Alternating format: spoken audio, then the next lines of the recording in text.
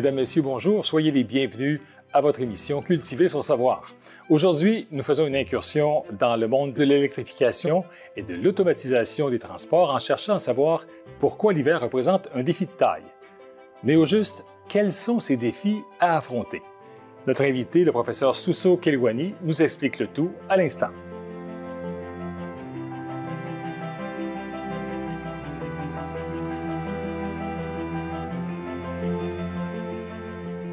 Bonjour, M. Kelewani. Bonjour. Comment allez-vous? Très bien. Merci d'être des nôtres. On a un sujet qui est très captivant, qui est passionnant. C'est un sujet qui concerne les consommateurs, mais on l'aborde d'une façon davantage scientifique. Vous êtes professeur au département de génie mécanique à l'Université du Québec à Trois-Rivières. Nous allons ensemble parler de l'électrification et de l'automatisation des transports, tout en cherchant pourquoi l'hiver représente un défi de taille. Et déjà, dans une première question, j'aimerais simplement que vous puissiez vulgariser pour nous à la fois les concepts d'automatisation et d'électrification des transports. D'accord. Commençons par le plus simple qu'on connaît tous, c'est l'électrification du transport. Donc, quand on parle d'un véhicule électrique, à la base, c'est un véhicule qui est mu par un moteur électrique. Donc, la source d'énergie peut venir de l'électricité ou peut venir d'autres choses.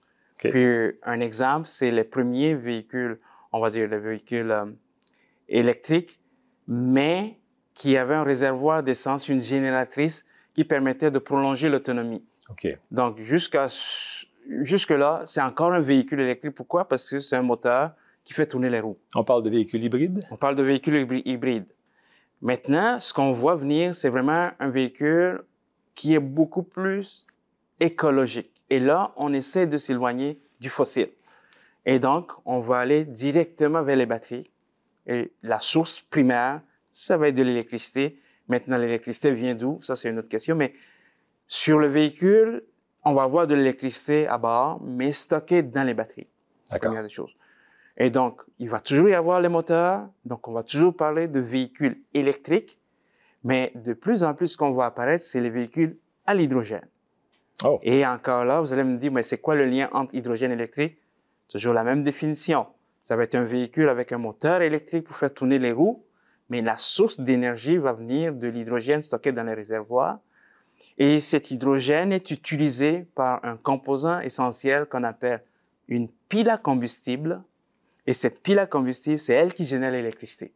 D'accord. Donc, dans les deux cas, on a de l'hydrogène ou on a de l'électricité, mais c'est des véhicules électriques. Maintenant, si on regarde un peu au niveau de l'automatisation du transport. Oui.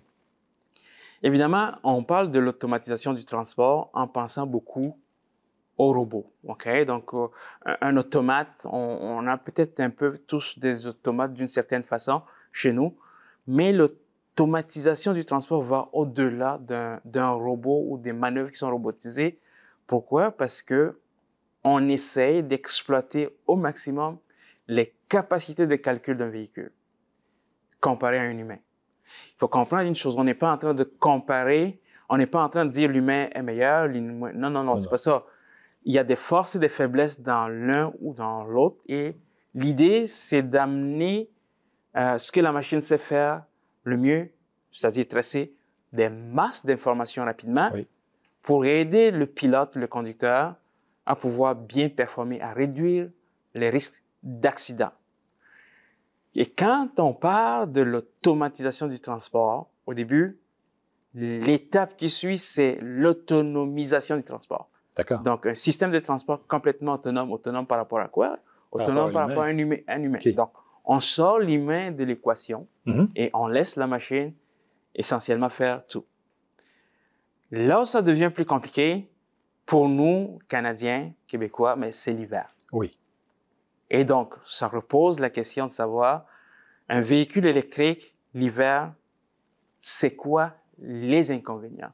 Les avantages, tout le monde connaît les avantages d'un véhicule électrique. Mais l'hiver, il y a un enjeu, d'ailleurs, qui est connu et que les concessionnaires le disent, le vulgarisent très bien. La batterie ne change pas. Mais essentiellement, c'est la capacité de la batterie à fournir de l'énergie électrique qui va être pénalisée en raison de la réaction électrochimique dans la batterie. En raison du froid extrême. En raison du froid extrême. OK. Donc, du côté électrification, si on va directement avec les batteries, il y a un petit enjeu de froid qui réduit la possibilité de rouler longtemps avec son véhicule. La deuxième technologie qu'on a parlé tantôt, c'est l'hydrogène. Oui. L'hydrogène est moins affecté par le froid, mais tout de même est un peu affecté.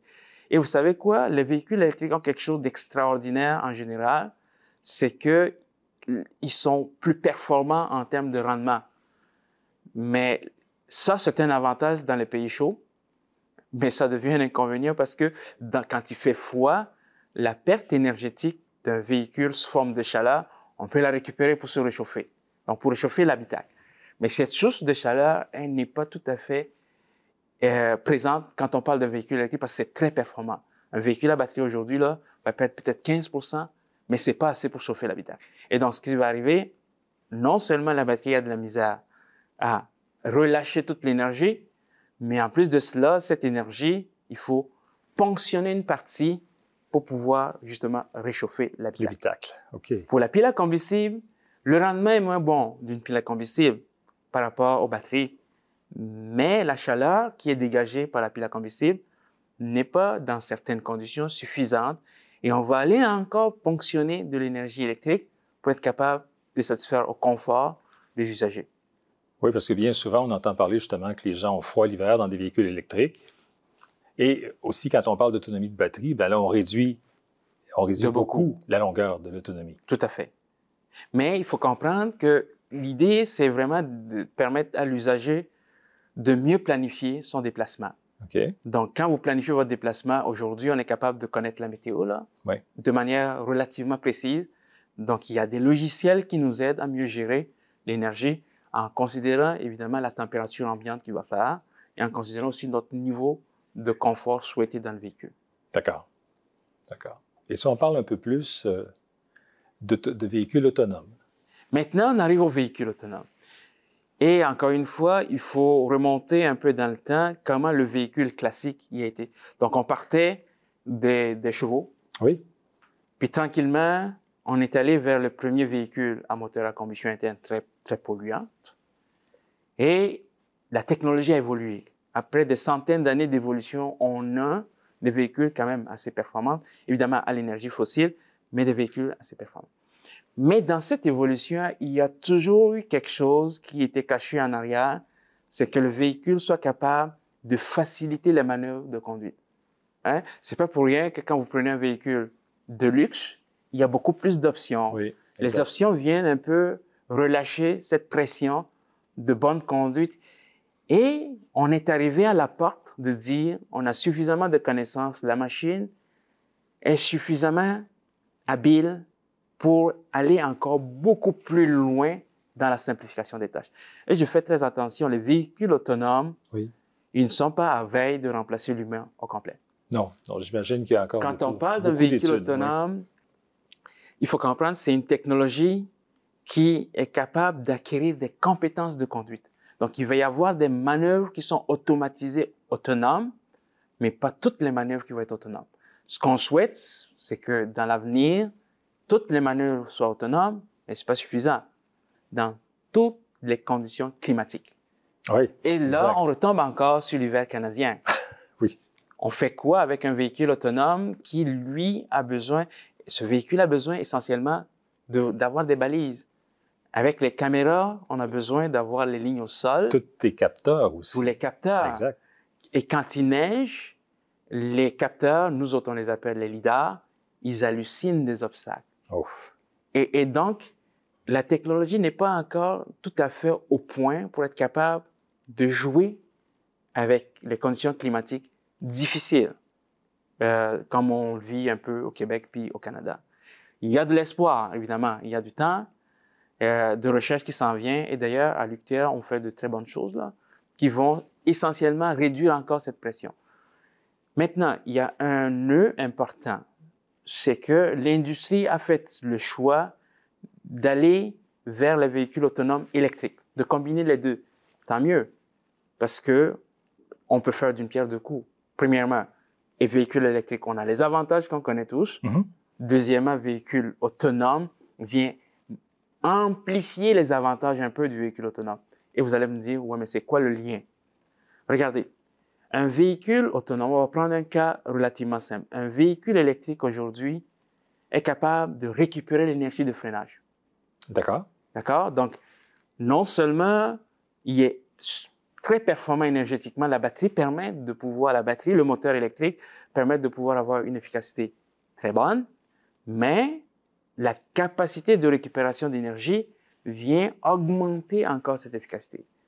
Le problème, pour le voir, je vais revenir avec une analogie dans nos maisons.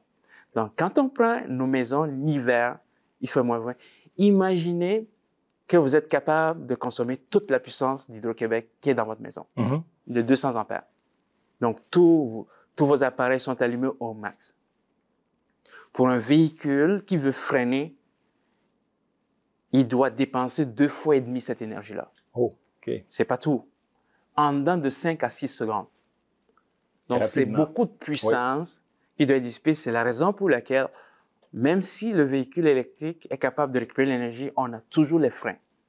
Parce que c'est beaucoup d'énergie à récupérer en très peu de temps que la technologie à date, elle n'est pas adaptée.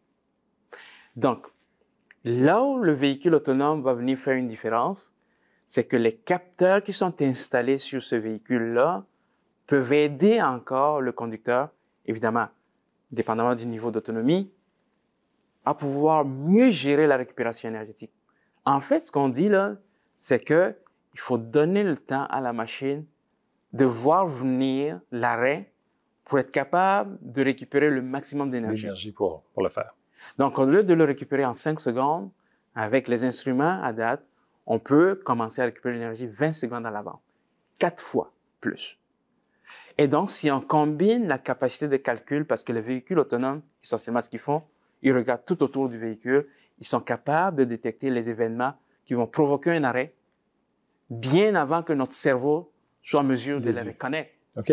Donc, dès qu'ils sont capables de sentir qu'il va y avoir une occasion d'arrêt, ils sont en mesure de préparer toute la machine pour être en mesure d'avoir le temps de récupérer le maximum.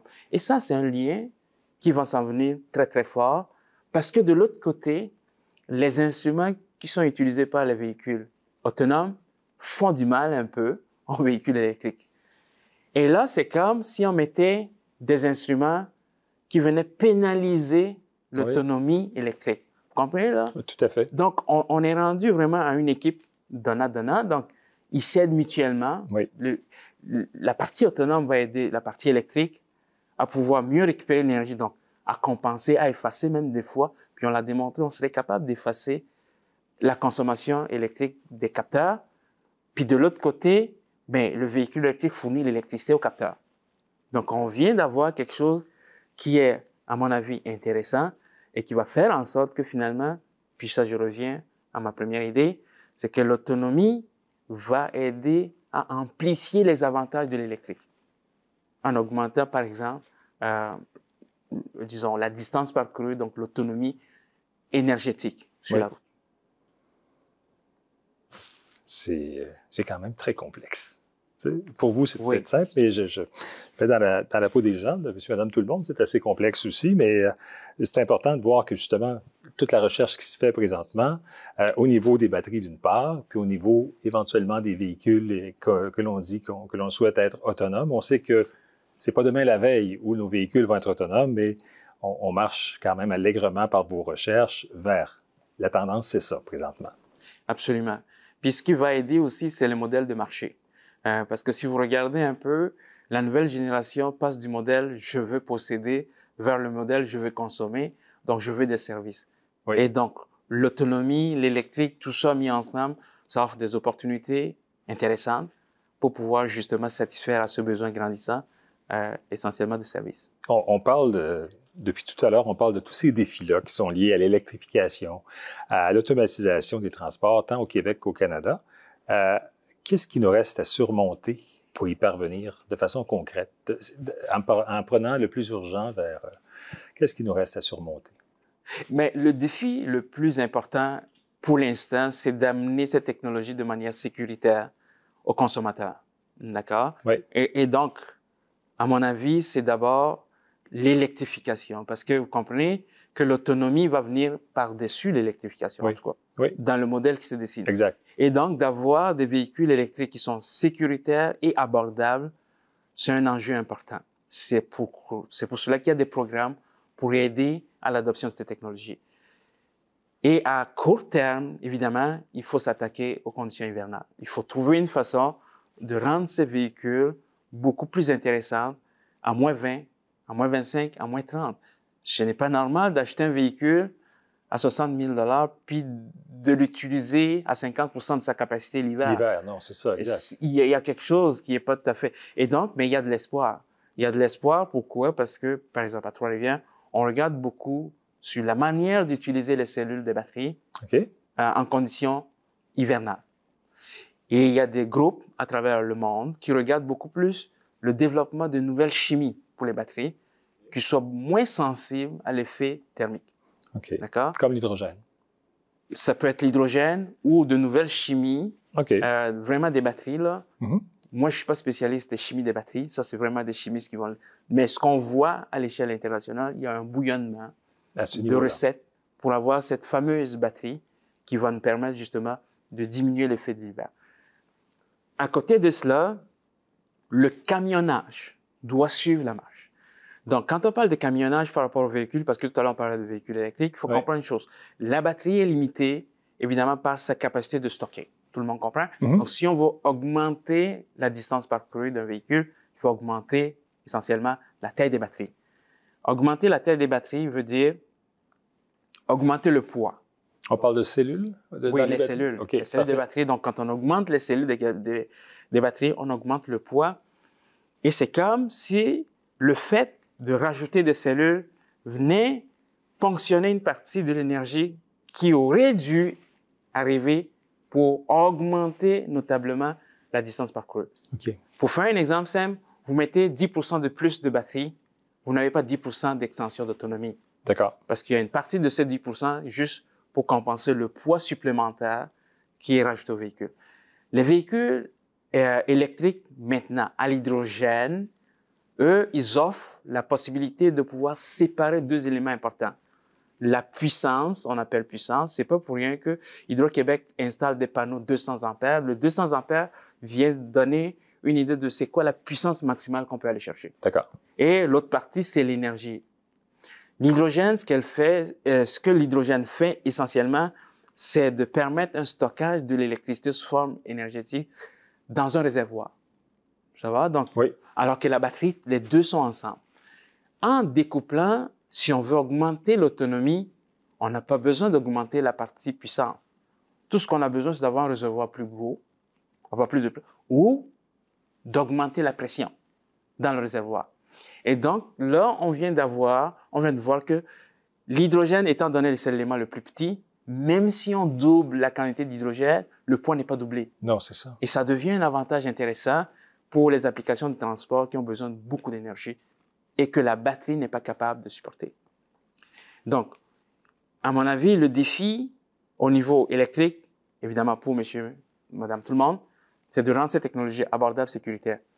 De l'autre côté, il faut décarboner absolument le transport lourd. Oui. Et quand on parle de transport lourd, on a les avions, les trains, les camions, les bateaux, les autobus. Oui.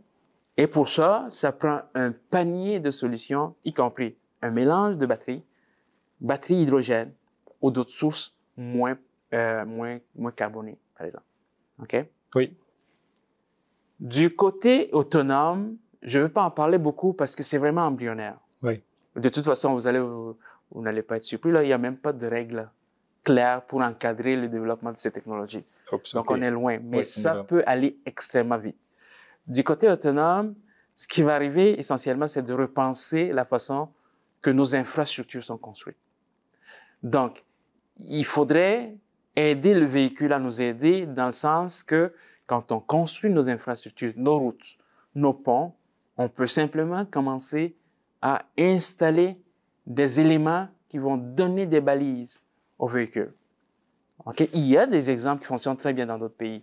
Et c'est une tendance qui est intéressante, d'autant plus que l'hiver, on ne peut pas se fier sur les caméras des véhicules. Donc, les caméras ne voient plus les lignes, ils ne voient rien au sol. Non, c'est ça. Et donc, il y a des solutions, de bonnes solutions, mais qui sont intégrées à la route, qui vont faire en sorte que finalement, ça va devenir de plus en plus facile à un véhicule autonome de pouvoir bouger. Le défi, évidemment, comme je l'ai dit, pour les véhicules autonomes, c'est encore d'être capable de surmonter et de bien performer l'hiver. Et à ce titre-là, au niveau de vos recherches à l'Université du Québec à Trois-Rivières, vous avez des avancées qui ont été importantes, qui ont été faites. Pouvez-vous nous en parler un peu? Mais évidemment, si on regarde un peu au niveau scientifique, là je peux en perdre quelques-uns, on a la façon de mesurer nos avancées, c'est essentiellement de regarder le nombre de résultats qui ont été produits, mettons, à l'Université du Québec à Trois-Rivières, et qui sont réutilisés un peu partout à travers le monde. Et donc, quand on regarde les technologies de véhicules électriques, que ce soit à batterie ou à pile à combustible, ou le mélange des deux, on est quand même pas si pire. En tant que groupe de recherche, on est d'ailleurs plusieurs professeurs, et chacun de nous essaie d'amener une couleur différente parce que il faut comprendre que c'est un défi majeur, c'est un défi très, très important et complexe. Et ce qu'on a fait récemment, c'est par exemple d'être capable d'utiliser notre compréhension de l'impact du froid pour mieux repenser la façon que les batteries sont gérées dans les autos. Mieux que ça, c'est qu'on a été capable de montrer qu'en repensant différemment notre modèle de chauffage, donc de confort, oui, on pourrait tirer avantage de ce qui se fait déjà pour les maisons. Parce que les maisons, aujourd'hui, il y en a qui sont encore chauffées à l'énergie fossile. Oui. Bientôt, la réglementation va l'interdire. Voilà. L'hiver, on a à peu près le même problème, c'est-à-dire que Hydro-Québec a besoin de fournir beaucoup plus d'énergie à tout le monde, oui, qu'on soit capable de maintenir notre confort. Donc, les éléments importants du confort humain qui sont beaucoup plus développés, mettons, du côté maison résidentielle, il y a des résultats intéressants qu'on peut ramener du côté véhicule, justement pour être capable d'accélérer un peu plus, on va dire, l'adoption de cette technologie. N'oublions pas, on vient de parler que le chauffage d'un habitacle réduit l'autonomie, on va dire l'autonomie énergétique, pas l'autonomie de manœuvre d'un véhicule. Et donc, d'être capable de faire le pont, ça donne quelque chose d'intéressant. Et à Trois-Rivières, on le fait.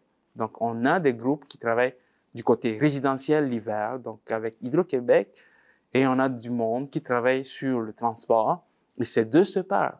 Ils sont capables, justement, de pouvoir tirer avantage des avancées des uns et des autres. Oh, c'est quand même... Donc, c'est prometteur, comme on dit.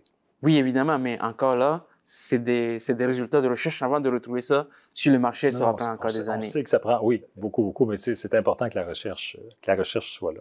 C'est tout le temps qu'on avait pour la présente émission. Alors, merci beaucoup, M. Kelouani. Bienvenue. J'espère qu'on aura l'occasion de se rencontrer à nouveau, peut-être dans le cadre d'une autre émission, pour un sujet tout aussi passionnant. Alors, tout succès mérité, c'est ce que l'on vous souhaite avec vos recherches avec l'Université du Québec à Trois-Rivières. En terminant, j'aimerais remercier l'Université du Québec à Trois-Rivières, campus de Drummondville, pour sa très belle collaboration dans la réalisation de nos émissions. Mesdames, Messieurs, merci à vous d'avoir été des nôtres et on vous donne rendez-vous pour une prochaine émission Cultiver son savoir sur les ondes de Nous TV. Bonne semaine!